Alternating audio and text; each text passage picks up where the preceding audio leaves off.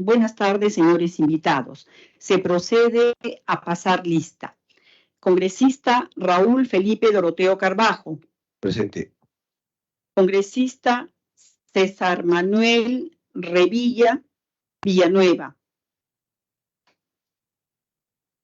Congresista Nieves Esmeralda Limachi Quispe. Congresista Idelso Manuel García Correa. Señor presidente, se informa que el congresista García Correa se encuentra presente en la plataforma. Congresista Elvis Hernán Vergara Mendoza.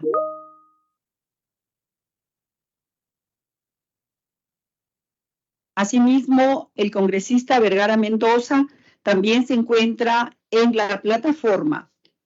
Señor presidente, también se informa que la congresista Limachi Quispe Nieves acaba de apersonarse a la plataforma. Por lo que se puede informar de que... Limachi para consignarme asistencia. Gracias, señor presidente. Bien, señora congresista. Señor presidente, se informa que cuenta con el quórum correspondiente para iniciar la presente sesión. Gracias, señora Tegui. Colegas congresistas. Buenas tardes, colegas. Colegas congresistas, con el quórum del reglamento y diciendo las 15 horas con 5 minutos del día lunes 16 de octubre de 2023, se da inicio a la 32ª sesión ordinaria que se llevará a cabo aquí en forma presencial en la sala 4 Marta Hitler y virtual mediante la plataforma Microsoft Teams. Aprobación del acta. Señores congresistas, se da cuenta que se ha remitido a sus correos y el de sus asesores el acta de la 31ª edición ordinaria de la Comisión Especial realizada el día lunes 2 de octubre del presente año, la cual ha sido aprobada en la repetida sesión. Despacho. Señores congresistas, se da cuenta que se ha remitido a sus correos y de sus asesores los cuadros de documentos enviados y documentos recibidos desde el día 2 al 13 de octubre del presente año del Servicio de Trámite Documentario de la Comisión Especial para su conocimiento y fines respectivos. Informes del estado situacional del COVID-19. Reporte situacional del CEGER C19- Congreso de la República. Señores congresistas, se informa que a la fecha el Ministerio de Salud ha reportado un avance del 94.10% de la vacunación contra el COVID-19 para adultos de la primera dosis, 90.46% en la segunda dosis, 74.87% en la tercera dosis, 28.58% en la cuarta dosis y el 19.77% en lo que respecta a las vacunas bivalentes. Además, informa que el 20.4% de la población infantil ha sido inoculada con la tercera dosis pediátrica. El CENAMI, a través del aviso meteorológico número 227, informó entre el domingo 15 al martes 17 de octubre se presenta el incremento de temperatura diurna en la selva. Además, se espera el incremento de radiación ultravioleta, especialmente en mediodía. La ocurrencia de chubasco de forma aislada y ráfagas de viento con velocidades cercanas al 40 km por hora. A través del aviso meteorológico número 228, informo que desde el martes 17 al jueves 19 de octubre se presentarán precipitaciones, nieve, granizo, aguanieve y lluvia de moderada intensidad en la sierra. Además, se espera la concurrencia de granizos en zonas por encima de los 2.800 metros sobre el nivel de mar y nieve en las localidades sobre los 4.000 metros sobre el nivel de mar. Estas precipitaciones estarán acompañadas de descargas eléctricas y ráfagas de viento con velocidades cercanas a los 35 km por hora. Asimismo, se prevé lluvia aislada y de ligera intensidad en las costas del centro y norte del país. Según el último comunicado oficial de ENFEN, se mantiene el estado de alerta del niño costero y se prevé que continúe hasta el verano de 2024. Las condiciones cálidas fuertes de la temperatura de superficie del mar que actualmente se presentan se mantendrán hasta noviembre para luego disminuir en condiciones moderadas para el verano 2024. Las magnitudes más probables del niño costero serán moderadas 51% y fuertes 35%.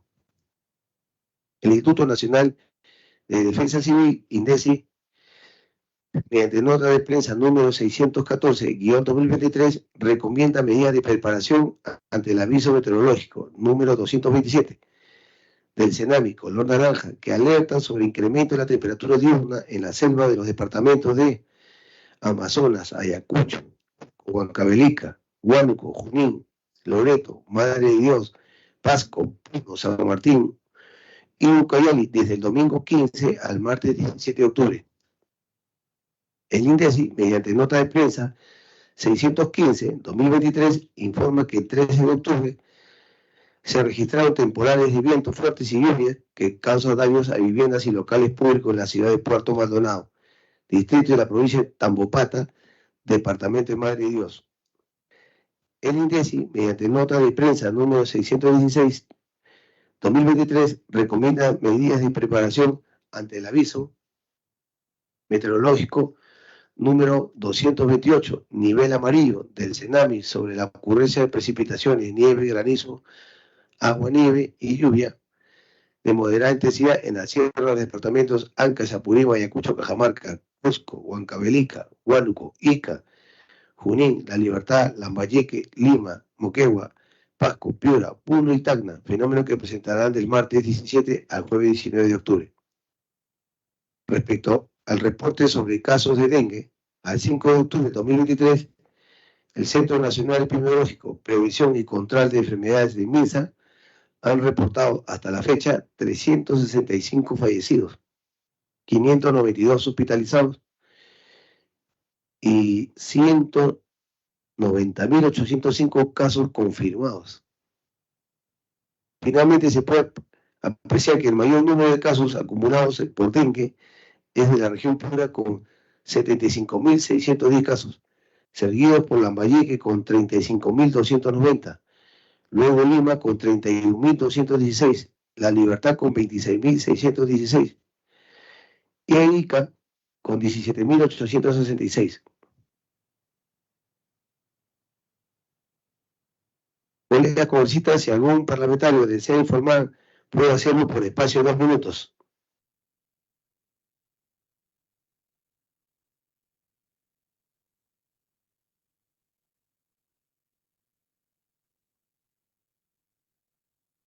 Continuando con la sesión, se informa que se han remitido a sus correos y al de sus asesores la documentación que a continuación señala en que pasan a la estación de orden del día para su consideración respectiva. El informe número 003-2023-2024 de la Comisión Participación de la 29 sesión COEN Chorrillos. Propuesta para realizar la 5ª sesión descentralizada en la región Piura. Unidos. Si algún parlamentario desea hacer algún pedido, puede hacerlo por espacio de 2 minutos.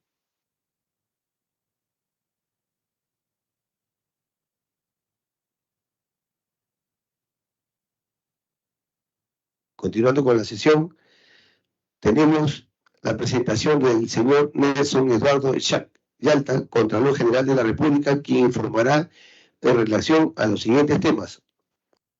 Informe sobre las acciones de control realizadas en el proceso de ejecución del presupuesto asignado a los 3 niveles de gobierno para la implementación de acciones de prevención y control realizadas en el marco de la emergencia sanitaria por el brote del dengue. Despliegue realizado por la institución a efecto de realizar el control concurrente en las medidas implementadas respecto a las emergencias sanitarias y problemas identificados en el marco del control en el tema del fenómeno del niño.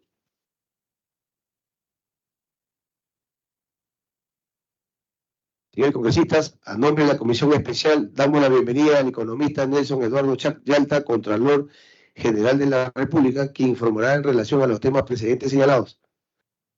Tiene la palabra, señor Contralor. Gracias, señor presidente, señores y señoras congresistas. Muy buenas tardes. Asistimos a esta 32ª sesión de la Comisión Especial de Seguimiento de Emergencias y Gestión de Desastres COVID-19 para conversar efectivamente sobre los temas que el señor presidente mencionó. Mis colegas de la Contraloría han preparado una breve presentación que se las vamos a compartir. No sé si la podemos poner en la pantalla.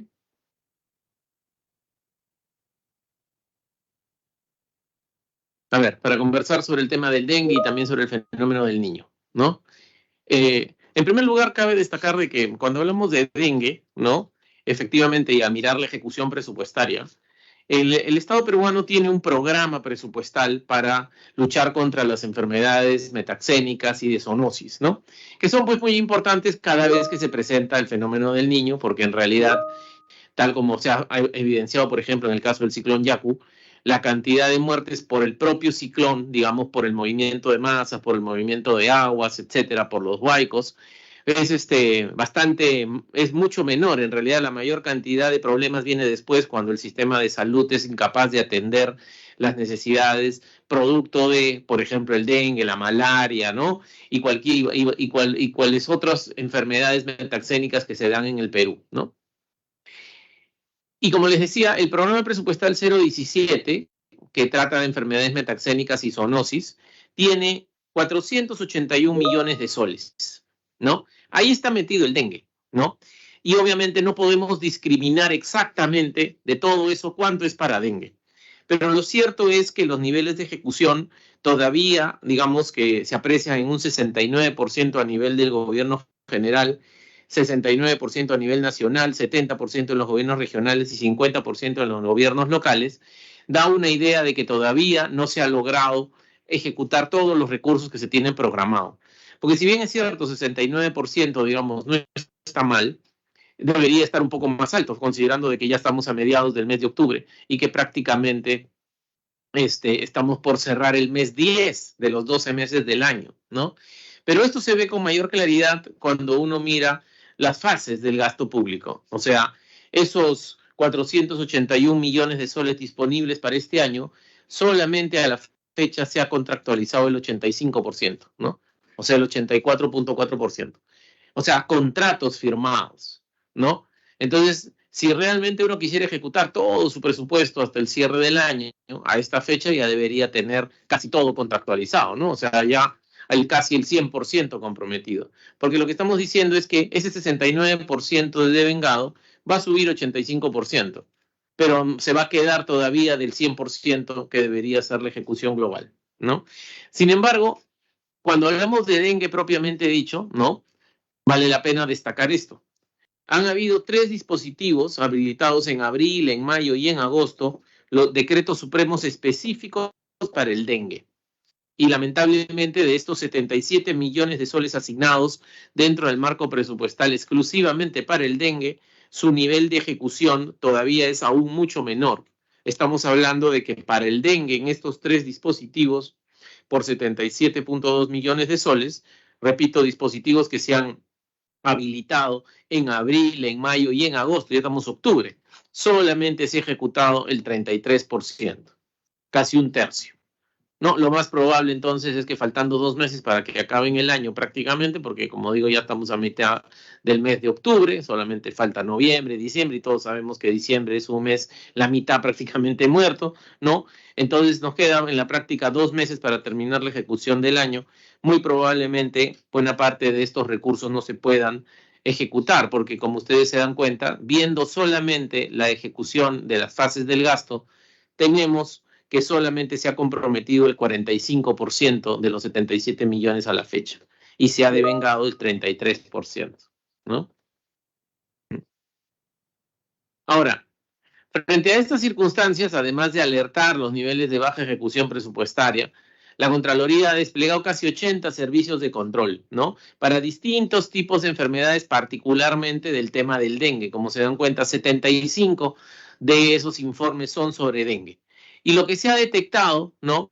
Es que a nivel nacional prácticamente, como ustedes se pueden dar cuenta ahí en el mapa, salvo Ucayali, salvo Arequipa, Tacna, Moquegua, que son regiones en las cuales no hemos intervenido todavía, pero en la gran mayoría ya hemos estado presentes analizando qué es lo que pasa con el tema del dengue. Se evidencian severas deficiencias en los servicios básicos de los establecimientos de salud. O sea, Y eso es una cosa recurrente, ¿no? También lo vamos a ver con el caso del niño. O sea, ya sabemos que después del niño va a venir dengue, ya sabemos que cada vez que hay lluvias va a venir el dengue, pero no se hace lo necesario en los temas de prevención. Pero además, lo que mata a la gente no es que el mosquito te pique, ¿no? Sino es que cuando llegas al servicio de salud no tienes las capacidades para poderte atender. Y es por eso que vamos a compartir ahorita en primicia con usted, presidente, y los miembros de esta comisión, los primeros resultados del megaoperativo que venimos haciendo en el tema de salud de primer nivel, ¿no? O sea, ¿qué hemos hecho?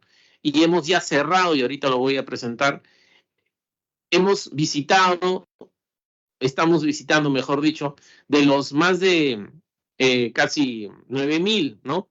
Establecimientos de salud de primer nivel, vamos a visitar como más de 2,290. Y vamos a hacer un análisis de qué es lo que está pasando con el servicio, qué está pasando con la infraestructura, qué está pasando con el equipamiento.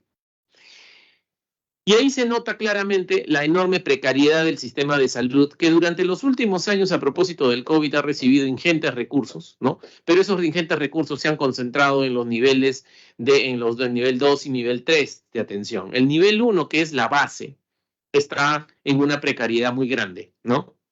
Y de hecho, eso es lo que se revela cuando vemos los casos de dengue. Entonces, se evidencian deficiencias en los servicios básicos de salud. Hay también deficientes de monitoreo y supervisión técnica del MINSA, las direcciones regionales de salud. Hay insuficiente capacidad de atención y hay un problema con los laboratorios de detección de dengue, la falta de medicamentos en farmacias y la precaria infraestructura, así como también la falta de profesionales. Es decir, esas son, digamos, las situaciones adversas comunes que se presentan en las distintas regiones y en los distintos establecimientos. Ahora vamos a ir en más detalle. Por ejemplo, se ha verificado en estos controles concurrentes que se han hecho que las labores de monitoreo, supervisión y asistencia técnica del MINSA a las realizadas por las DIGESAS, JERESAS y DIRES como parte de sus planes de acción no han sido suficientes. Se evidencia deficiencias en las unidades de vigilancia clínica y en los laboratorios de establecimientos de salud que justamente podrían poner en situación que puede afectar la atención apropiada de los pacientes. El insuficiente personal y el equipamiento y la afectación de casos en la zona norte, en Lambayeque, que en Piura, como usted ha dicho, hemos cerrado prácticamente ya el operativo en Piura, ¿no? Y hemos detectado pues que hay una gran cantidad de problemas en la gestión del primer nivel de atención, ¿no? Insuficiente personal y equipamiento en la atención de casos de dengue en las regiones del norte. Por ejemplo, hemos visto que en Tumbes, en los centros y puestos de la red de Zorritos y de la microred de Zarumilla, no se cuenta con el suficiente personal médico con los equipos para la correcta conservación de medicamentos y ambientes adecuados para la exclusiva atención de pacientes. En Piura, por ejemplo, los establecimientos de salud no tienen el suficiente equipamiento para atender las actividades de prevención y control del dengue. Y así en Loreto, y así, eso es algo recurrente, ¿no? Pero eso también se presenta aquí en Lima, ¿no? Aquí en San Juan del Lurigancho, ¿no? El hospital de San Juan del Lurigancho presenta en su interior lugares con agua estancada, lavatorios móviles con presencia de larvas y zancudos, todos los del horno en mal estado. O sea, hay problemas en la infraestructura, ¿no? Significativos. Y los medicamentos para convertir el dengue almacenados en la farmacia del hospital no cuentan con un manejo y un control adecuados. Asimismo, el personal médico contratado para la atención de pacientes de dengue carece de un control de asistencia. Y algo similar también pasa en Piura, en la DIRESA, ¿no? Donde el presupuesto de la Dirección Regional destinado a las actividades de respuesta y control del dengue se viene ejecutando inadecuadamente, ya que se halló que se usa parte de esos recursos para el pago de personal asistencial CAS, que no presta labores en la estrategia de metaxénicas y zoonosis. Seguramente es necesario que se paguen los sueldos y las retribuciones a otro personal que está haciendo otra cosa, pero precisamente la idea es que esos recursos es para dengue, ¿no? Igual pasa en el hospital en Tumbes, en el JAMO 2, ¿no? Que hay desabastecimiento de ácido tranexámico que pondría en riesgo la atención oportuna y la calidad de los servicios para los pacientes que tienen dengue, sobre todo ya en situaciones más difíciles, ¿no? Y la unidad de vigilancia clínica no cuenta con el suficiente personal. Bueno, lo mismo pasa en Virú, en La Libertad, lo mismo pasa en la posta médica en Tocache, ¿no? En San Martín. Eso es algo que pasa prácticamente en todo lado, ¿no? Por eso hemos tratado de resumir al principio cuáles son las principales situaciones adversas que hemos comunicado. Ahora, esto se ha venido desarrollando durante los últimos meses. Eso quiere decir que ahora, a fines del mes de octubre, vamos a retomar todas estas visitas para ver qué es lo que han hecho. Y efectivamente, si no han hecho nada, pues se desplegarán los servicios de control para el deslinde de responsabilidades. La Contraloría ahora está actuando así, es decir, antes siempre la Contraloría hacía control posterior, con lo cual este tipo de cosas nunca hubiéramos hecho, ¿no? Ahora no, vamos, alertamos, avisamos y comunicamos en cada uno de estos informes. Se han emitido casi 80 informes sobre el tema de dengue, presidente. Y en cada uno de ellos se ha revelado estas situaciones adversas. Tienen, desde el momento en que se emitió el informe, como 45 días para poderlo subsanar. En caso necesiten más tiempo por la complejidad de las medidas que tienen que adoptar las instituciones a cargo de estos servicios, pues podemos dar, de acuerdo a la norma, hasta 90 días. Pero luego de eso viene el control posterior. Y si efectivamente no has resuelto lo que se ha indicado, no has mitigado ninguna de esas situaciones adversas, entonces entraremos pues a deslindar las responsabilidades. Y es por eso que ahora, en el mes de noviembre y diciembre, está programado hacer esta misma visita, pero ya para ver qué cosas es lo que han hecho, ¿no? Entonces, exactamente, y ahí ya deslindar las responsabilidades administrativas, civiles, penales que correspondan en los casos que correspondan, ¿no? Entonces, le vamos a alcanzar seguramente al cierre de este año esta información, ya no solamente de esto que hemos hecho hasta ahora, sino lo que vamos a hacer en los siguientes 2 meses, ¿no? Y le decía, los establecimientos de salud públicos por categorías e institución prestadora del servicio, la IPRES a nivel nacional, tenemos más de 9.500 establecimientos de salud. De esos 9.500 establecimientos de salud, a cargo de los gobiernos regionales está el 85% de todos estos establecimientos. Acordémonos pues que se supone que la salud está descentralizada. Entonces, quien tiene que arreglar estos problemas es esencialmente los gobiernos regionales. Pero ahí el MINSA, como ente rector del sistema, tiene una responsabilidad también muy importante, ¿no? Y entonces, de esos 8.991, ¿no? O sea, prácticamente casi 9.000 servicios de los 9.500, instituciones, son del primer nivel de atención. Y eso es lo que tiene una gran precariedad. Como le decía, hemos analizado, ¿no? En el caso de Piura, de los 461 establecimientos de primer nivel de atención, hemos visitado 101, ¿no? Y en cada uno de esos, ¿no? Se ha generado una ficha, ¿no? Que se ha comunicado a cada una de las entidades, y a nivel de Piura se ha hecho un consolidado que ya el día de hoy justo se ha remitido al señor ministro de Salud, y queríamos compartir con ustedes lo que hemos encontrado, que en la práctica vamos a tener la misma situación, ¿no? Que se ha evidenciado lo siguiente. Fíjense que en el caso de Piura hay 38 establecimientos de categoría 1, 36 de categoría 2, 20 de categoría 3 y 7 de categoría 4. A cada uno de estos establecimientos la Contraloría se ha personado físicamente a hacer un relevamiento de qué es lo que pasa con la atención de salud, qué pasa con el personal, qué está pasando con los gastos que se han efectuado, qué está pasando con los servicios, las atenciones médicas que se están estableciendo, y vamos a compartir también con ustedes este informe, ¿no? Que se debe publicar prontamente. Como le digo, recién el día de hoy se ha emitido al Ministerio de Salud, pero lo que uno encuentra es que el 56%, ¿no? De esta muestra de 101, que es la cuarta parte prácticamente de todo lo que tiene Piura. De hecho, como le decía, de esos 8.900 vamos a mirar como 2.290 establecimientos de salud a nivel nacional. Y este es el consolidado que hemos terminado, que es el primero que está saliendo a la luz sobre el de Piura. En el transcurso del próximo mes de noviembre deben estar listos el resto de los departamentos. Pero a propósito de su invitación, queríamos compartir en primicia con ustedes estos primeros resultados, ¿no? O sea, el 56% de los establecimientos en Piura no cuentan con una resolución de categorización vigente. O sea, están en falta legalmente, ¿no? ¿Y eso por qué es importante? Porque de acuerdo a esa categorización, se fija cuál es el nivel prestacional que debe tener cada establecimiento de salud, y en función de eso se tiene que tener todo el proceso, la función de producción, digamos así por llamarlo como lo decimos los economistas, de todos los servicios de salud que se tienen que prestar. Entonces es muy importante tener claro cuál es el nivel de categorización que debe tener cada establecimiento, porque así se le puede exigir lo que debe prestar, ¿no? Los servicios que deben prestar. Pero, por ejemplo, el 13% de ambulancias, el 13% de las ambulancias que están, pero no están operativas, ¿no?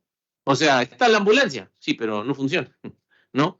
El 43% de los establecimientos de salud de nivel atención 1-4 no cuentan con servicio de radiología, generándose el riesgo en el diagnóstico oportuno de imágenes por las patologías que presentan los pacientes. El 43% también del nivel 1 no tiene coche de paro cardiorrespiratorio en el tópico de urgencias y emergencias. O sea, me da un infarto, voy a ese establecimiento y aunque llegue y aunque esté abierto, igual probablemente me muera. ¿Por qué? Porque el 43% no tiene coche de paro cardiorrespiratorio. ¿No? No tienen los equipos. De hecho, por ejemplo, ¿no? En esta desgracia ocurrida con el congresista Nano Guerra García, ese puesto, ese establecimiento de salud de Bombay es uno de las muestras. O sea, van a ir la Contraloría a ver qué tenía, porque no estaba abierto al menos, ¿no? Luego, no disponen de electrocardiógrafo en tópico, de urgencias, emergencias, etcétera. Casi la tercera parte de todos los establecimientos de primer nivel no cuentan con área de triaje, ¿no? En la unidad de prestación de servicios de consulta externa. Es más, en muchos de los casos ni siquiera están publicando los roles de los médicos en consulta externa. El 43% no cuenta con una sala de ecografía general.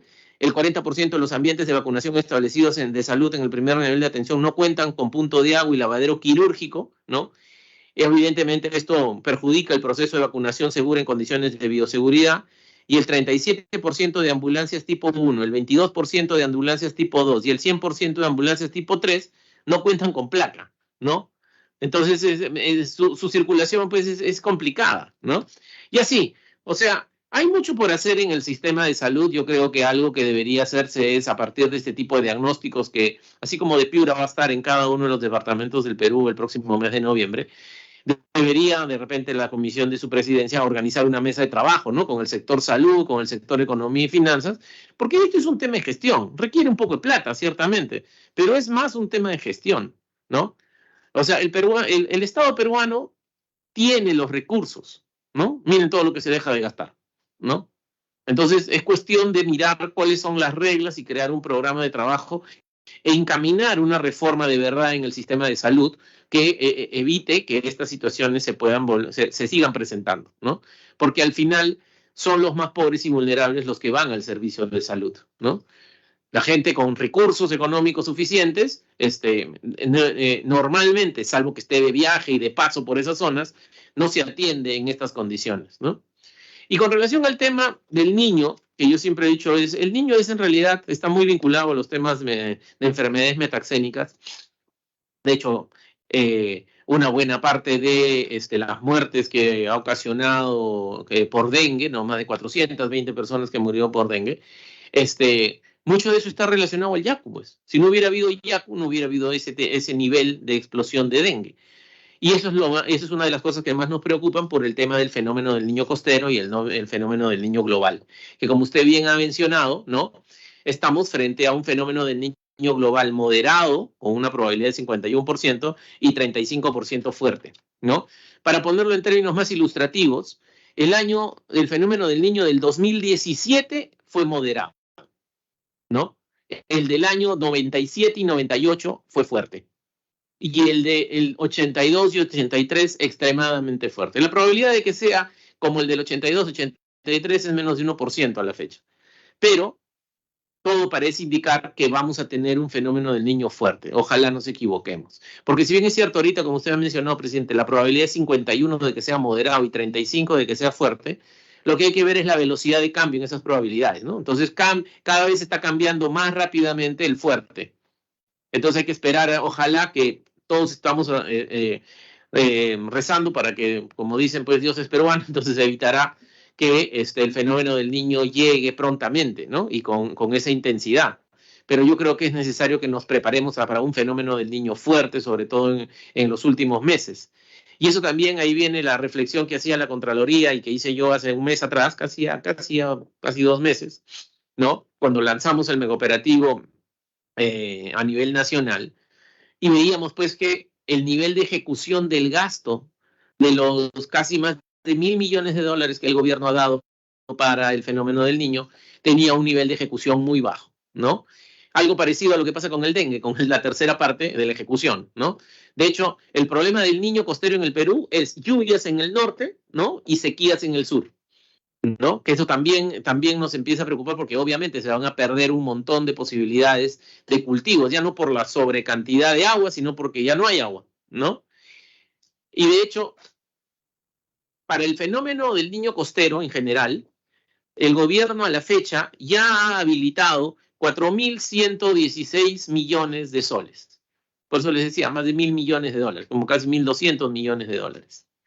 Pero, y eso se ha dado, como ustedes pueden darse cuenta ahí, con más de 37 dispositivos a la fecha. Digamos, este es un corte que se ha hecho a la primera semana de octubre, ¿no? Y entonces, ¿pero qué es lo que pasa? De estos 4.116, que ahí están todos los decretos y cada uno asigna los recursos, ¿no? Según lo que corresponde, hay 37 decretos, entre decretos de urgencia, decretos supremos, que asignan, como les decía, 4.116 millones. Pero de todos estos 4.116 millones, el 5%, perdón, el 10% de los 4.100 millones va a los gobiernos regionales, ¿no? El 9,8%, ahí dice las cifras exactas, ¿no? 9.8 y 8.3 va a los gobiernos locales, ¿no? El gobierno nacional concentra el 81.9% de toda la plata. O sea, la estrategia para el fenómeno del niño costero ha sido los recursos los de ejecutar el gobierno nacional, ¿no? Y en esa lógica, ¿no? Cuando uno mira qué es lo que está pasando con la ejecución de ese gasto a la fecha, acordémonos que los decretos empiezan a salir desde el mes de abril, se consolidan esencialmente en el mes de junio, ya estamos a agosto, ¿no? A la fecha solamente se ha ejecutado el 19.2%, ¿no? O sea, digamos el 20%, ¿no? Pero claro, la estrategia que ha definido el gobierno es que se va a pagar, dice, cuando se hagan las obras, ¿no? No se van a dar adelantos, ¿no? Está bien eso, ¿no? Y eso es bastante sano porque de esa manera reducimos la probabilidad de que se pague, digamos, por obras que no se hayan ejecutado. Pero lo importante aquí, más que el número del 20%, que eso a medida que se van ejecutando va a ir aumentando, el número que llama la atención es el nivel de contractualización, el compromiso. O sea, estamos a mediados del mes de octubre y solamente se ha comprometido la mitad de la plata. De hecho, el total es 52.9%. Si no tenemos contractualizaciones, no tenemos contratos firmados, por más de que casi todo esté, y en este caso, ¿no? Se está certificado solo el 80%. O sea, hay como 20% que no se sabe exactamente, ni siquiera iniciado su proceso todavía de contratación. Entonces, es muy difícil de que todos estos 4.116 millones se puedan ejecutar. Pero reitero, aquí el foco fundamental no está en el gobierno regional ni en el local, sino todo está en el gobierno nacional. Y en el gobierno nacional, ¿no? Por etapas de gasto, ¿no? Como ustedes pueden apreciarlo ahí, por bienes y servicios, por activos no financieros y por recursos humanos, casi todo está concentrado en bienes y servicios, porque justamente hacer obras es complicado. Entonces, se le ha dado la forma que las obras van a ser bienes y servicios, contratos sencillos para descolmatar, para implementar las geomallas dinámicas, para limpiar los canales, para limpiar las quebradas, etcétera, ¿no? Y todo eso se hace esencialmente, ¿no? Con los distintos sectores, con el ANA, por ejemplo. Y como ustedes pueden apreciar ahí, es el sector de agricultura y riego quien ha recibido la mayor cantidad de recursos. 1.195 millones de los 3.371. Ya incluso hemos tenido hace como un par de semanas una reunión de trabajo con la ministra de Agricultura, ¿no? Y nos ha mostrado una serie de medidas que está adoptando con el propósito de subir, fíjense ahí, es 9% su ejecución, ¿no? Y su nivel de compromiso es 34%, ¿no? Otro sector también como defensa, que tiene un mayor nivel de ejecución, tiene 29% de ejecución de devengado, pero ya contractualizó 75% de toda la plata. O sea, aquí en situaciones de emergencia lo que importa es cuánto han contractualizado, ¿no? O sea, cuánto se ha contractualizado, porque obviamente ya están trabajando ya, y poco a poco irán devengando. Pero si ni siquiera han contractualizado, entonces fíjense, agricultura y riego, 34%, defensa tiene 75%, vivienda tiene 63%, transportes tiene 39%, está bajo, La PCM tiene 82% con el ARC, ¿no? La educación 88%, y ya salud tiene 56%, ¿no? Pero claramente niveles por debajo de 50, o sea, niveles por debajo del promedio, llaman poderosamente la atención, porque quiere decir que lo más probable es que en los 2 meses que faltan no van a ejecutar esa plata. Y por tanto, las obras y los servicios que sí van a ejecutar en términos de descolmatación, en términos de limpieza de las quebradas, en el tema de implementación de geomallas, e incluso, sí creo, no creo que haya problema en realidad de que se pueda ejecutar el tema de la compra de las maquinarias, de las motobombas, etcétera. Pero en términos de las distintas atenciones, intervenciones que iban a hacer, sobre todo en el caso de Lana, parece que va a estar bien complicado que se pueda implementar plenamente, ¿no?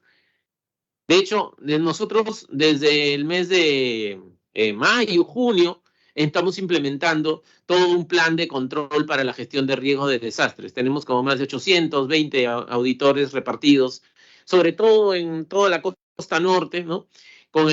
Hasta, digamos, hasta la costa norte y central, ¿no? O sea, con el propósito de ver 4 cosas, ¿no? La primero es qué es lo que está pasando con los planes, ¿no? O sea, y esa tarea ya se hizo, ¿no? O sea, el primer objetivo de la estrategia de control es determinar si las entidades cuentan con los planes específicos y aprobados y actualizados. ¿Y por qué hacemos tanta énfasis en el tema de la planificación? Porque lo primero que se tiene que hacer para ejecutar algo es planear. Si no tienes los planes formalmente aprobados, estructurados, socializados, no vas a saber qué hacer en la vida práctica, ¿no? Y eso es lo que ha ocurrido en el fenómeno del Yaku, por ejemplo. Y eso es una cosa interesante, presidente, señores y señoras congresistas, porque ¿qué es lo que pasa? Se supone, casi todo lo que nos pasa en el Perú, también en el caso del dengue, ya sabemos que nos va a pasar. O sea, cada cierto tiempo viene el niño, eso ya lo sabemos. Pero ¿cuándo se debe hacer la prevención? La prevención no se debe hacer cuando no hay niño, cuando hay niño. O sea, no vamos a estar haciendo prevención ahorita que en 2 meses ya viene el niño y ya ahorita empieza a llover. Tiene que hacerse antes. ¿Por qué no se hizo el año pasado? ¿Por qué no se hizo el anteaño pasado? ¿No? Si en el 2017 ya sabíamos que vino un niño y nos destruyó. O sea, ¿por qué no hemos hecho eso? Y ahí hay una cosa interesante. Yo creo, ¿no? Y eso es algo que hemos conversado también en la Comisión de Presupuesto. Yo creo que tiene que cambiar la forma como se asignan los recursos para el tema de prevención, ¿no? Porque, ¿qué es lo que pasa? Ahorita no hay una obligación legal, formal, ¿no? Imputable a las entidades, sobre todo los gobiernos regionales y locales, para destinar recursos en los temas de gestión de riesgos de desastres. Viene el desastre y todo el mundo está esperando que el Ministerio de Economía y Finanzas le inyecte plata nueva. Cuando no hay desastre, ellos deberían preocuparse y debería ser una prioridad. Pero las prioridades de gasto, presidente, ¿no? O se dejan al libre albedrío de la autoridad del gestor público que está gastando, que es la gran mayoría, ¿no? O las prioridades de gasto las impone ya sea el Ministerio de Economía y Finanzas o el Parlamento, a través de la ley de presupuesto. Porque cuando ustedes dicen, autorícese tal cosa, están haciendo eso, le están dando la posibilidad al gestor público, a la autoridad política en ese momento, de tomar una decisión. Yo te he autorizado que hagas esto, pero te estoy autorizando, no te estoy ordenando que lo hagas. Por lo tanto, si no lo haces, o no lo haces completo, o no lo haces bien, ¿no? No estás incumpliendo una norma. Entonces, ¿qué pasa con la gestión de riesgos de desastres? ¿No? Nadie le pone plata nunca. Cuando la Contraloría interviene, por ahí le asignan un poquito de recursos. Es por eso que no tienes oficinas de CENEPRED en todas las regiones, no tienes en los municipios, no tienes las brigadas, o sea, no está estructurado. No tienes los planes, miren ahí. Fíjense eso. Las barras rojas es no tengo plan. ¿Qué plan deberías tener? Todos deberían tener planes de contingencia, de continuidad operativa, de rehabilitación, de difusión y educación comunitaria, de operación, de preparación. Bueno, hay como 7 planes que tienen que tener. Bueno, no tienen, pues. Porque el plan no se va a hacer por obra del Espíritu Santo. Ahí tiene que haber una infraestructura burocrática, profesionales calificados que hagan el plan. Y esta cosa, entender cómo opera el Estado en situaciones de emergencia es fundamental, porque si no, aunque haya plata, va a venir el niño y va a colapsar la intervención estatal. Acuérdense lo que pasó en el Yaku, ¿no? La gente está con el agua hasta la barriga y el Estado no opera. Nadie atiende a nadie. ¿Por qué? Porque las reglas de operación, y eso ya lo hemos conversado en reiteradas oportunidades también con el Poder Ejecutivo, el modelo de operación estatal en emergencias colapsa. O sea, si ya la operación estatal durante la normalidad es ineficiente, en emergencia la situación colapsa, ¿no? Les voy a poner un ejemplo, ¿no? Bien ilustrativo, ¿no? Ya. Resulta que viene la lluvia. Eso pasó con el Yaku. Se inundaron los establecimientos de salud, los colegios, los estadios, todo. Sí, es como si, imagínense, aquí se inunda esta sala. ¿Cómo sacamos el agua? Con motobomba. No hay otra manera. Y entonces, ya, alcalde o entidad, ¿ya tienes motobomba? No, no tengo. Ya. Compra, no tengo plata. ¿No? Y mientras tanto, nadie puede sacar el agua. ¿Qué pasó? Para que tengan una idea. En una de las regiones, ¿no? El gobernador regional, muy activamente, como no tenían, solicitó el apoyo del sector privado. Y el privado dijo, acá está, te regalo las motobombas, ahí está, te hago una donación. Pero, y ahora, úsalas. Pasaron como 3 semanas. Las motobombas estaban en el almacén, no se podían usar. ¿Por qué no se podían usar? ¿Por qué? Porque para usarlas hay que meterle plata pública. O sea, tengo que comprar la gasolina para meter la motobomba, tengo que poner el operario para que maneje la motobomba, el empleado. Pero ¿qué pasa? Esas motobombas, para que sean propiedad pública, tienen que ser aceptadas la donación. O sea, yo privado voy y te regalo. Ya, aquí está, te dejo la factura, todo te regalo, tú úsalas. Pero eso no es propiedad pública. Si no la aceptan la donación, entonces los funcionarios públicos no pueden meter plata pública a un bien que es privado. Pero esas circunstancias no pueden darse durante la pandemia, durante la emergencia, pues. ¿Por qué? Porque necesitamos que se operen de una vez. Y entonces, ¿qué debería hacer? El gobernador o el alcalde, yo las acepto, listo, pero no puede. Porque la norma dice que quien tiene que aceptar es el consejo. Pero ¿por qué dice eso? Porque así dice la norma. Pero sabemos que eso no va a funcionar. Cambien la norma. Digan que en situaciones de emergencia el consejo solamente se dedica a temas de fiscalización y que quien se asegura de quien tiene la capacidad de firma sobre todo es el alcalde o es el gobernador. Que saquen una resolución y que lo acepte. Porque lo mandaron al consejo. Además también hay que reconocer pues, que era un consejo y un alcalde y un gobernador nuevo, ¿no? O sea, estábamos en el mes de febrero, ¿no? Y obviamente es por eso que la Contraloría envía un proyecto de ley para fortalecer las capacidades de todas las autoridades políticas. Los vamos a capacitar en la escuela, ¿no? Pero bueno, entonces, ¿qué dijeron los consejeros? Y pasa lo mismo en los municipios y en el consejo. Ya, aceptamos la donación. Ya, pero es que ellos no están aceptando solamente, no sé, pues 20 motobombas. Si están aceptando que eso vale 1 millón de soles, por decir. Y entonces todos dijeron, sí, pero ¿y cómo sabemos que vale 1 millón de soles? ¿Y si está sobrevalorado? No, quiero un informe técnico. Yo soy consejero, yo soy regidor. ¿Cómo voy a saber yo si eso vale eso? ¿Se dan cuenta? Y entonces pidieron el informe técnico, pidieron el informe legal. Y se hizo todo el procedimiento, pero demoró 3 semanas. Y mientras tanto, nadie podía usar las motobombas. O por ejemplo, ¿no? Vino el Yaku. Todos los almacenes estaban atiborrados de bienes de ayuda humanitaria. Pues todo estaba bien. Oiga, hay que sacar las frazadas. ¿Hay que sacar la frazada? No se puede sacar la frazada. Porque para sacar la frazada tiene que haber EDAN. Tiene que haber esta ficha de evaluación de daños y análisis de necesidades. Sin eso, el encargado del almacén no va a soltar las frazadas. Pero la ficha, ¿quién la tiene que llenar? La tiene que llenar el municipio, el distrital. Es que no tiene ni siquiera sistema de gestión de desastres, que no tiene plan. Y no tiene gente. ¿Se dan cuenta? O sea, si no se ponen a pensar y es por eso que nosotros hemos propuesto, ¿no? Lo que tiene que hacerse es alguien tiene que inaplicar, porque si no el funcionario público no va a operar, porque el funcionario público sabe que después va a venir la denuncia y después va a caer la Contraloría, va a caer la Fiscalía, va a caer la Procuraduría, va a caer la Policía, la propia sociedad, los propios funcionarios van a través de las redes sociales establecer las denuncias. Entonces dice, oye, yo también tengo familia, ¿no? Entonces no vamos a operar. Y esa es una preocupación que yo ya hasta por escrito le he enviado al Poder Ejecutivo porque si no se repiensa el modo de operación estatal en la emergencia, aunque haya plata, no va a operar con la celeridad que se necesitaría, ¿no? No va a operar con la celeridad que se necesitaría, ¿no?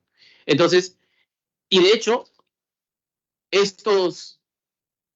ya en el caso de la operación misma, ya regresando al tema de la plata que se está ejecutando para el niño, se han encontrado, pues, en el caso de Lana, que es el mayor ejecutor, con más de casi 1.100 y pico millones de soles, demoras en el contratista para la presentación de la ficha técnica definitiva. Algunos contratistas habían presentado fichas técnicas definitivas con inconsistencias, aprobación de fichas técnicas con deficiencias en la formulación de su presupuesto. Y esto también, durante la ejecución, no cuentan los empresarios, no cuentan con la totalidad de la maquinaria ni con las características técnicas establecidas. Y eso se puede hacer, ¿no? Es que ahora la gente, la Contraloría está ahí. Hay más de 821, fíjense, 821 auditores que están desplegados, ¿no? Sobre todo en Tumbes, Piura, Lambayeque, que La Libertad, sobre todo en la costa, pero también en Arequipa, también que muchas veces se presentan problemas, ¿no? Pero en general, ¿no? Ahora la Contraloría, gracias al apoyo del Congreso y a la reforma que se ha hecho, tiene la capacidad para poder intervenir en todo lo que sea necesario, ¿no? De hecho, como les decía, se han ejecutado, ¿no? Se han ejecutado más de 2.800 servicios de control, ¿no? Y se han identificado más de 7.500 situaciones adversas. Precisamente estas ahora, obviamente el último objetivo es, vamos a intervenir cuando se produzca ya el niño. Eso se va a hacer pues durante los meses de diciembre, enero, febrero. Pero claramente estos resultados de estas 7.500 situaciones adversas revelan, además de la falta de ejecución presupuestaria, estos problemitas que estábamos conversando, ¿no? De hecho, como les decía, en el caso de Lana, presentan estos problemas, ¿no?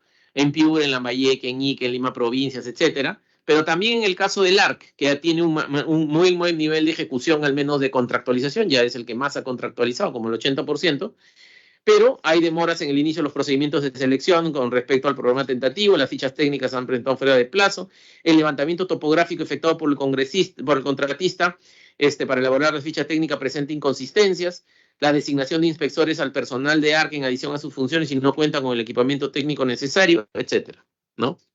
Y ya para terminar, en este mes de octubre, ya no lo hemos podido incluir en esta presentación, pero en este mes de octubre, a lo más la primera semana de septiembre, deberían salir 47 otros nuevos servicios de control en distintas regiones, ¿no? Y vamos a mirar lo que está haciendo nuevamente la Autoridad Nacional del Agua, la Autoridad de Reconstrucción con Cambios. Se ha dado plata también al Ejército, a la Marina y a la FAP, entonces se está viendo eso también.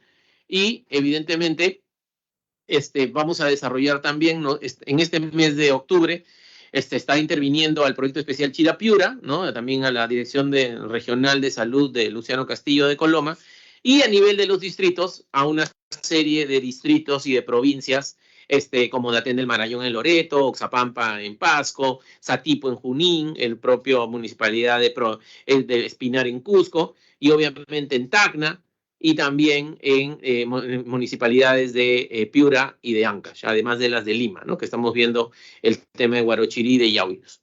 Entonces, en esencia, señor presidente, yo creo que además de preocuparnos por el tema de la ejecución del gasto, en el caso del fenómeno del niño, tenemos que preocuparnos ya no tanto de la prevención. Ya no hay mucho tiempo para prevenir. Lo que tenemos que ahora preocuparnos es cómo vamos a reaccionar. ¿Qué va a hacer el Estado con los miles de damnificados que se pueden presentar? ¿A dónde los vas a poner? Porque ya no tienen casa. Ya vino el agua, inundó la casa. Ya vino el huaico, se llevó la casa. ¿Qué va a pasar con todos los establecimientos educativos y de salud que se pueden afectar? O sea, ahora lo que importa ya no es la prevención, creo yo. Todo lo que se está haciendo en prevención es necesario, pero ya pues es un poco tarde, ¿no? Ya en unas cuantas semanas empieza a llover fuertemente y entonces evidentemente muchas de esas causas que se tenían que hacer no se van a poder lograr para prevenir. Entonces ahora hay que preocuparnos cómo vamos a reaccionar. Todavía, gracias a Dios, parece de que las lluvias no van a empezar ahora en el mes de noviembre, podrían trasladarse a diciembre, ¿no? Pero aún así es bastante corto el tiempo que tiene el Estado para poder aplicar los recursos que han sido asignados. Y sobre todo, como les digo, nuestra mayor preocupación, porque ya lo hemos visto, ¿no? Ya lo hemos visto, imagínense, ¿no? O sea, hasta hay problemas, hasta para, como el ejemplo que les acabo de mencionar, un montón de problemas operacionales, ¿no? Que si no los resuelven y no los van a poder resolver, porque eso requeriría una reingeniería de todos esos procesos y eso lleva su tiempo, pero al menos lo que se necesita es que en ciertas circunstancias alguien con la autoridad suficiente pueda inaplicar esos procedimientos para que el funcionario público tenga la confianza y la certeza de que después no va a ser procesado por haber roto una norma cuando la necesidad exigía que se rompa. Entonces, ahí lo que se necesita es, como ya lo ha planteado la Contraloría en varias ocasiones, incluso hemos enviado un proyecto de ley para que efectivamente se puedan inaplicar ciertas normas como las que le acabo de decir, ¿no? Porque además, en la vida real lo que hay que atender es celeremente la necesidad urgente de la gente para que no se muera, ¿no? Entonces no podemos estar, ¿no? No podemos estar sometidos a unas normas que están pensadas y que son ineficientes, pero que al menos están pensados para la normalidad. Porque desgraciadamente todo el ecosistema de control tiene un enfoque de legalidad. O sea, el ecosistema de control en el Perú no es solo la Contraloría, es la Procuraduría, es la Policía, es la Fiscalía, el Poder Judicial, ¿no? También parte de la Defensoría. Entonces todos se van a preocupar y todos intervienen frente a una denuncia. Y las denuncias van a venir. Van a venir de todas maneras apenas termine el proceso de la emergencia. Entonces, pero eso es lo que genera el incentivo para que los funcionarios públicos, que muchas veces saben cuáles son las normas, saben que las tienen que romper para poder atender la emergencia, no lo quieran hacer, ¿no? Y es absolutamente razonable, ¿no? Entonces, por eso la solución ahí es ahorita tener un mecanismo, y entiendo que el Poder Ejecutivo está trabajando en eso, porque para eso también pidió facultades legislativas que el Congreso le ha dado, pero es el Poder Ejecutivo quien tiene que inaplicar esas normas y crear algún mecanismo por el cual en situaciones de emergencia el Estado pueda operar de una manera distinta, lo cual no significa que se deben relajar los principios de transparencia o de lucha contra la corrupción, sino más bien entender. Voy a poner un ejemplo. Por ejemplo, van a sacar del almacén 500 frazadas. A la Contraloría no le importa si sacan 500 o sacan 3.000. Lo que importa es que el número que saque llegue a los destinatarios, ¿no?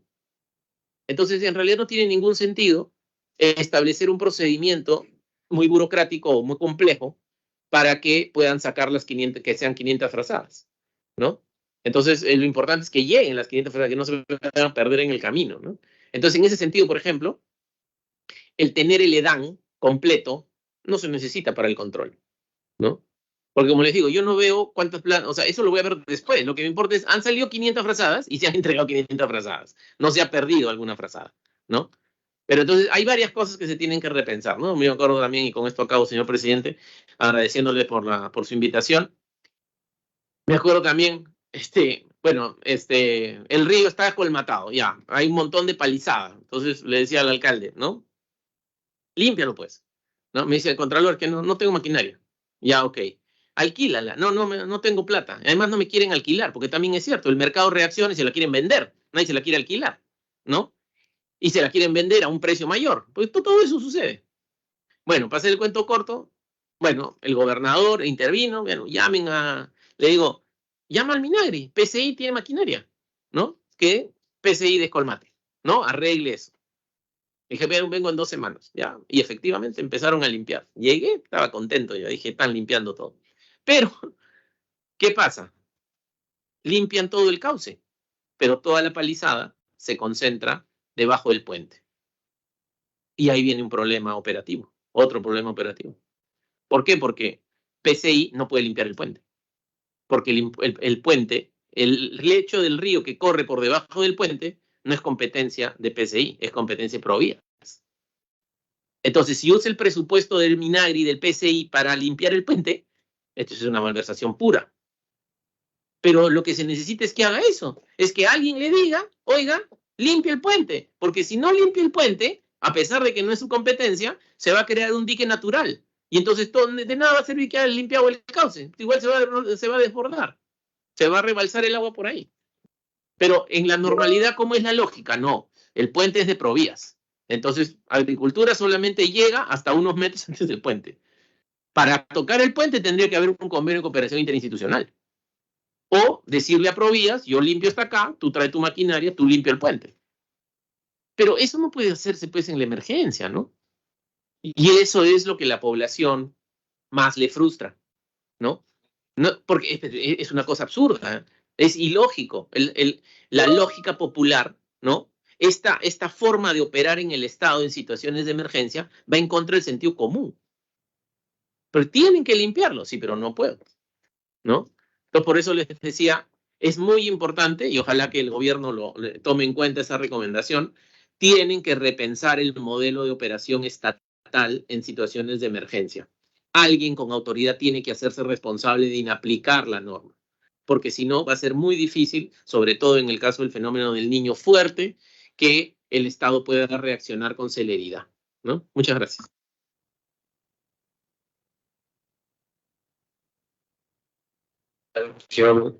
Contralor. Señores colegas, quienes estén presentes a través de Microsoft, si alguna colega quisiera hacer una pregunta.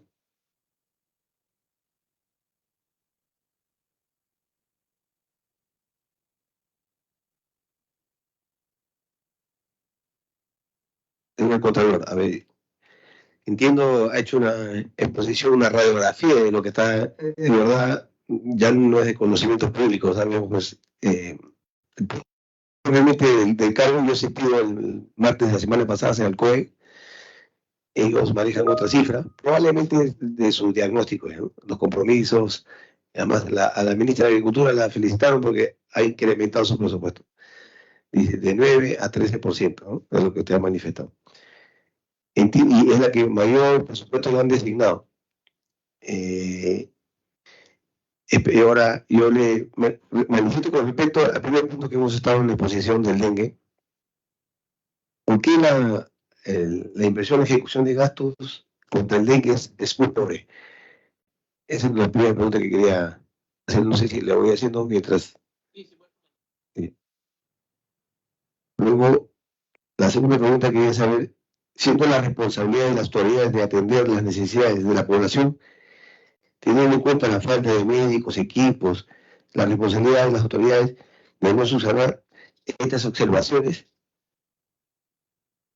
Sería de quién es la responsabilidad de la rica autorización de los establecimientos de salud. ¿Y qué deficiencias hemos encontrado en los gobiernos regionales y locales a la atención y prevención que deberían estar realizando frente al fenómeno del niño?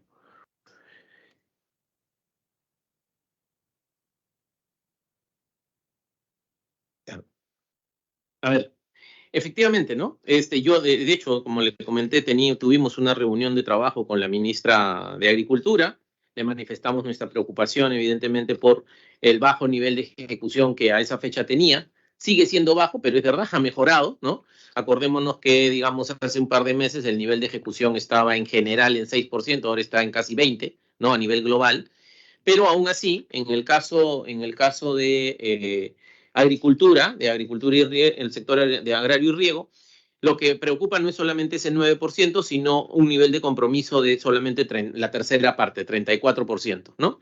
Entonces esperemos que con las medidas que está tomando la ministra, que nos pareció bastante razonable, pueda aumentar significativamente este número, pero está bien difícil, como le habíamos manifestado, que pueda gastar todo, ¿no? En los 2 meses que faltan en la práctica, ¿no?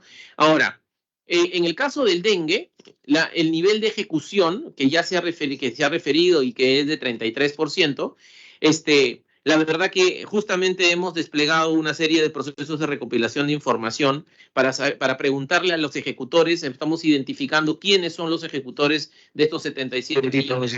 Por favor. Sí. Damos la bienvenida al vicepresidente de la Comisión.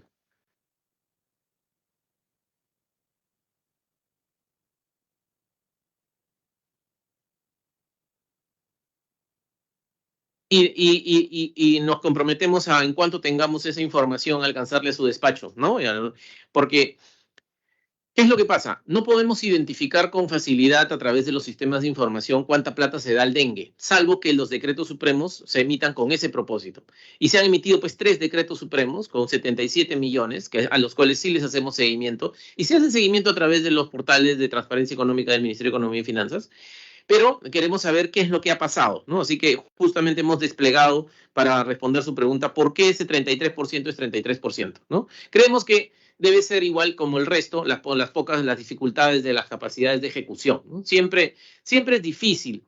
O sea, la ejecución del gasto en una situación como la que tenemos ahora, se presentan muchas complicaciones. En la vida real, nadie quiere hacer contrataciones directas, ¿no? A pesar de que la ley lo faculta, porque siempre queda este tufillo de que la contratación directa, digamos, encierra la corrupción porque es a dedo, ¿no? Pero en la vida práctica, el Estado compra casi más de la mitad de lo que gasta, se hace a dedo, ¿no? O sea, entran a una discusión de que no, se hace con una contratación directa, pero con las contrataciones de menos de 8 ITs, que se han gastado el año pasado, por ejemplo, 8.550 millones de soles, 18.550 millones de soles. La ley de contrataciones en el Perú no se usa para la mitad de todo lo que se gasta. Para la otra mitad sí se usa, digamos. Pero hay esta dificultad, ¿no? Por más de que la ley dice puedes hacer contratación directa, en la vida real nadie quiere hacer contratación directa, ¿no? Porque después van a decir, ¿y por qué lo contrataste a él? Y no va a poder sustentar. Pues que no tiene que sustentar, si es una contratación directa. Pero ahí viene todas las complicaciones que le digo de todo el ecosistema de control, ¿no? Por eso también la Contraloría planteó hace un par de años un proyecto de ley para articular el trabajo de toda la cadena anticorrupción, ¿no? O sea, trabajar de la mano, auditores, con procuradores, con policías, con fiscales y con jueces, ¿no? Pero bueno, eso todavía no se ha discutido, ¿no? ¿Quiénes son los responsables de atender a la población, no solamente en el caso del niño, sino en el dengue? Sin duda alguna, las autoridades locales y regionales. En el caso del dengue, es la autoridad regional. O sea, el 85% de prácticamente todos los servicios de establecimientos de salud de primer nivel son del gobierno regional, están bajo la administración del gobierno regional. Ellos tienen que hacer los trámites ante el Ministerio de Salud también para poder recategorizarse, ¿no? Pero en general, ahí vienen las complicaciones, no tienen los medios, o sea, no hay personal, ¿no? Le preguntamos, lo traemos al gobernador de Piura, ¿no? ¿Qué nos va a decir? No tengo la plata, ¿no? ¿Por qué? Porque todo eso, por eso les decía, es bueno tener el diagnóstico y sentar en una mesa de trabajo al que da la plata, que siempre es el Ministerio de Economía y Finanzas y el Congreso a través de la ley de presupuesto, y al ejecutor, que en este caso es el gobierno regional, con el Ministerio de Salud. Ya, bueno, ¿cómo vamos a arreglar esto?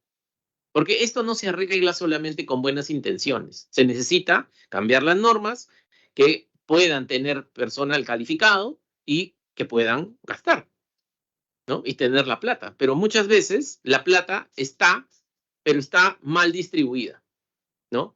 Y entonces esa es la razón por la que ahorita, por ejemplo, si bien es cierto, la Contraloría, como les decía, luego de este operativo, vamos a deslindar las responsabilidades en el caso que esta situación, en el fenómeno del niño, que va a empezar ahora a partir de diciembre, enero, febrero, no se arregle, ¿no? Ahí vamos a entrar, después de eso, a hacer el deslinde de responsabilidades.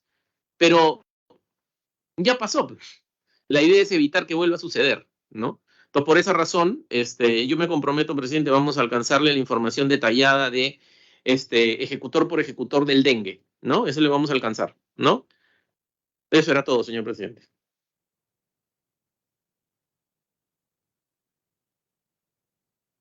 Gracias, señor Contralor. A otro congresista que quiere hacer una pregunta. Buenas tardes, señor presidente. Adelante, señor congresista. Saludar por intermedio suyo al Contralor. Y bueno, por la exposición que nos está dando, hay algunas líneas de acción, por ejemplo, la convocatoria que se debe de hacer de manera conjunta para que lo pueda tomar la comisión especial y se pueda convocar, porque es necesario resolver. Y si hay que reformular, hay que aterrizar en algunas iniciativas legislativas, debemos hacerlo, porque nuevamente estar pasando por esto cada año es insostenible. Así que algunas de las propuestas que ha dado el Contralor y poder por medio de la comisión, poder convocar a los que ya he mencionado. Gracias.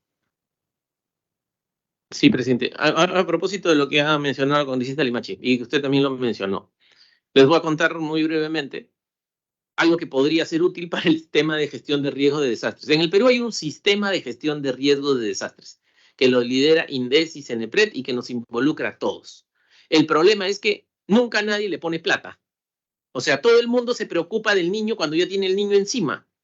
O sea, uno no puede preocuparse del niño cuando hay niño, tiene que preocuparse del niño cuando no hay niño. Pero ¿qué pasa? Todos deben, los pliegos, los gobernadores regionales, los alcaldes, las instituciones, todos debemos ponerle plata al tema de gestión de riesgo de desastres, porque si no, no van a estar los planes, no van a estar las fichas, no va a estar la gente, es imposible. Y el problema radica ahí. No tenemos el incentivo suficiente para poderle asignar plata de acuerdo a nuestras prioridades al tema de gestión de riesgo de desastres. ¿Por qué? Porque en el Perú no tenemos una cultura de prevención. O sea, no somos Japón, ¿no? No somos un país desarrollado que estamos concientizados en que tenemos siempre estos problemas y entonces hay que meterle plata para poder hacer todo lo que se tiene que hacer cuando se debe hacer, no tarde. Y esto me llama, y esa es una, como decía la congresista Limachi, ahí hay una iniciativa legislativa que puede ser interesante. Algo parecido pasa con el tema de discapacidad. Todos los años el Congreso de la República aprueba un artículo de la ley de presupuesto que dice: autorícese a los gobiernos regionales y locales a destinar hasta el 1% de su presupuesto para financiar las obras para discapacidad. Porque claro, no podemos discriminar, tenemos prácticamente 3 millones de compatriotas, el 10% de la población tiene problemas de discapacidad, ¿no? Y entonces obviamente el Congreso da esa señal de asignar esos recursos. Pero ¿qué pasa? Y la Contraloría ya ha venido, todos los años venimos para eso, la Comisión de Presupuesto, a informar qué ha pasado con ese presupuesto. Y en la vida real, nunca nadie llega al 4%, al 1%. Nunca nadie le pone eso. ¿No ves que la ley que ustedes han sacado dice: autorícese a que haga? O sea, digamos, yo soy el gobierno regional, me están autorizando. Si lo hago o no, ese no es tu problema, es mío. Yo decido porque yo soy el gobernador regional, yo soy el alcalde, yo soy el titular del pliego. Entonces, en la sesión anterior, en la comisión anterior, digamos, con el presidente Luna, me acuerdo, dijo: ¿y la Contraloría por qué no los obliga? Es que no lo podemos obligar. Porque la Contraloría lo puede obligar si es que rompe una norma, pero no está rompiendo la norma. O sea, el 1% de su presupuesto son 20 millones. Asigna 1.000 soles y ya cumplió la norma. Porque la norma dice hasta 1%. Hasta 10 millones, digamos. Ya, 1.000 soles es hasta 10 millones. Ya cumplí. Y ya está. Y es por eso que siempre se asignaba el 0.02, el 0.03, en lugar del 1%, en promedio era entre 4 y 5% por año. De ese 1%. Ahora cambió. Y esa es la sugerencia que les doy para este tema de gestión de riesgo de desastres. ¿Qué dice la ley de presupuesto? No dice que se autoriza. No te estoy autorizando, papá. Mamá, lo que te estoy diciendo es que te estoy ordenando. Dispóngase que la ejecución del gasto en el tema de discapacidad debe ser por lo menos el 1% del presupuesto del gobierno regional y local para tales cosas. O sea, ya no es te autorizo hasta tanto. No, te estoy ordenando. No importa tus prioridades, no pienses. No tienes libertad para decidir eso. El Estado peruano, a través del Parlamento, con una ley, te está obligando a que pongas esa plata para eso. ¿Qué cosa recortarás? Ese es tu problema, pero tendrás que recortar. Entonces, frente a esa norma, lo que ha hecho la Contraloría, la norma no te está diciendo, no te está autorizando, te está obligando. Entonces ahí sí la Contraloría puede intervenir, porque además tú no me cumples esa norma, te proceso. Simple. Y entonces hemos sacado en el primer trimestre del año, ¿no? Como más de 1.000 orientaciones de oficio a todos los gobernadores regionales y locales diciendo, por si acaso, a fin de año voy a chequear tu nivel de devengado, porque además es objetivo. El 1% es tanto, ¿no? Eso es lo que tú tienes que gastar en esto. ¿No has gastado? Te proceso. No. Ya no hay nada que interpretar, ya no hay nada que discutir, es objetivo. Y eso ha generado que el gasto que ahorita está habiendo en el tema de discapacidad se ha multiplicado casi por 10. O sea, realmente el Estado está haciendo cosas en tema de discapacidad. ¿Gracias a qué? Al Parlamento, pero que aprobó una ley dando una orden. Quizá ese mecanismo debe hacerse en el caso de prevención. ¿Por qué razón con esto acabo? Si yo soy un alcalde o sea, yo sé que tengo que hacer prevención, pero tengo poca plata, tengo poca capacidad. ¿Para qué voy a limpiar una quebrada si por esa quebrada no ha venido agua hace 10 años? ¿Para qué lo voy a hacer? Mejor hago un puente, ¿no? Mejor hago un colegio. ¿Para qué voy a hacer una presa de laminación en la cauce alto del río? ¿O para qué voy a descolmatar? Mejor hago un colegio, mejor hago una pista, una vereda, porque eso de allá no lo va a ver nadie. En cambio, aquí mi población, mis votos están ahí, ¿no es cierto? Entonces, hay un problema de economía política en la priorización. Es casi imposible, como no tenemos una cultura de prevención a nivel de la sociedad, es casi imposible que si no haya una orden que predetermine un determinado monto para el tema de gestión de riesgo de desastres, la propia operación presupuestaria de todos los pliegos ponga plata para eso. Es imposible, no va a pasar. Entonces, quizá una alternativa sea cambiar la forma en que se autorice ese gasto y que se imponga. Es que así debe ser, las prioridades se imponen. Entonces, es parte del orden, ¿no? Y este caso, para el caso de prevención, quizá podría ser una alternativa. Y una alternativa también debería ser que en realidad el sistema de gestión de riesgo de desastres tenga una integración, ¿no? Debería haber una sola autoridad que sea la rectora, no INDECI por un lado, PRENEPRE por otro lado, los sectores por otro lado, no, una sola entidad que cuando se establece que hay una desgracia generalizada, esa entidad interviene y tiene todos los poderes para justamente poder inaplicar un montón de normas y hacer que el Estado opere de manera más célere. Muchas gracias. Gracias, señor Contralor. Bueno, es consciente que tenemos que ir modificando la norma. En estos casos de prevención deberíamos crear una autoridad nacional de riesgos y desastres y el gobierno nacional disponer, ellos sí cuentan con los recursos, hacerlo obligatorio. ¿Algún otro colega que quiera hacer una intervención?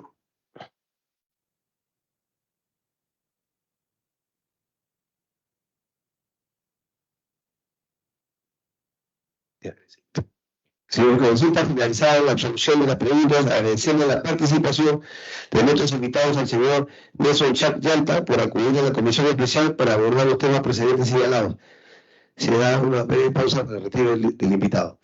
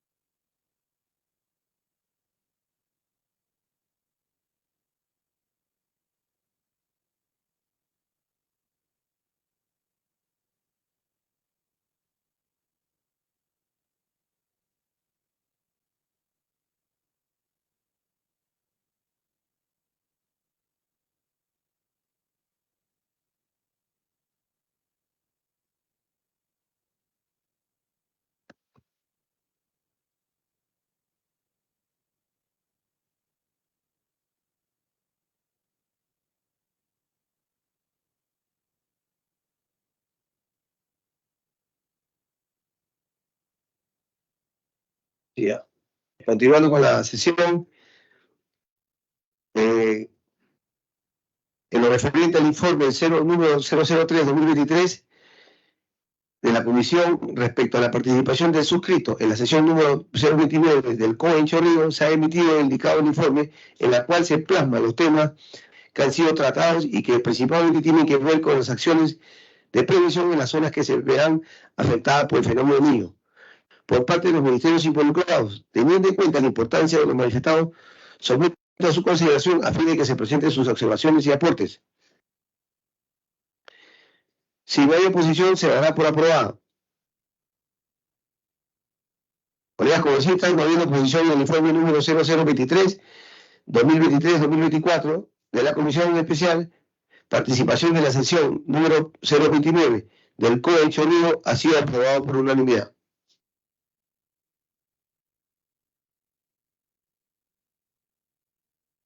Conforme a lo citado en el informe técnico ENFEN número 14, en el caso de nuestro país, el efecto de las precipitaciones pueden darse en gran parte del territorio nacional, por ejemplo, en el Niño y en el contexto del Niño costero. Las condiciones cálidas y sobre el Pacífico Oriental, particularmente frente a la costa norte del Perú, durante el verano, generan lluvias intensas, causando impactos en los sectores socioeconómicos. Ante los señalados, se ha visto por conveniente realizar la quinta sesión descentralizada en la región Piura. La propuesta señalada ha sido plasmada en el documento remitido a sus correos y en esos asesores, el cual someto a su consideración a fin de que tenga bien indicar sus observaciones y aportes.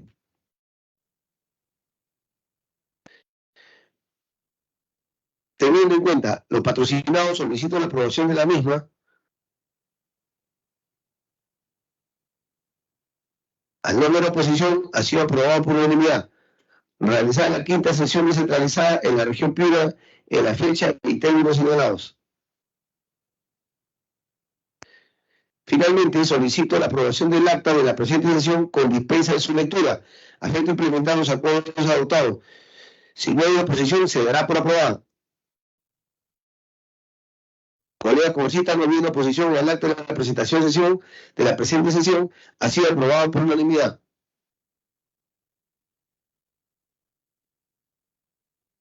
Señores congresistas, agradeciéndoles su presencia y siendo las 4:20 del día lunes 16 de octubre, se levanta la sesión haciéndole presente que la transcripción de la sesión elaborada por el área de adquisiciones, así como el audio y video del dominio del Congreso, son parte integrante del acta. Buenas tardes, colegas.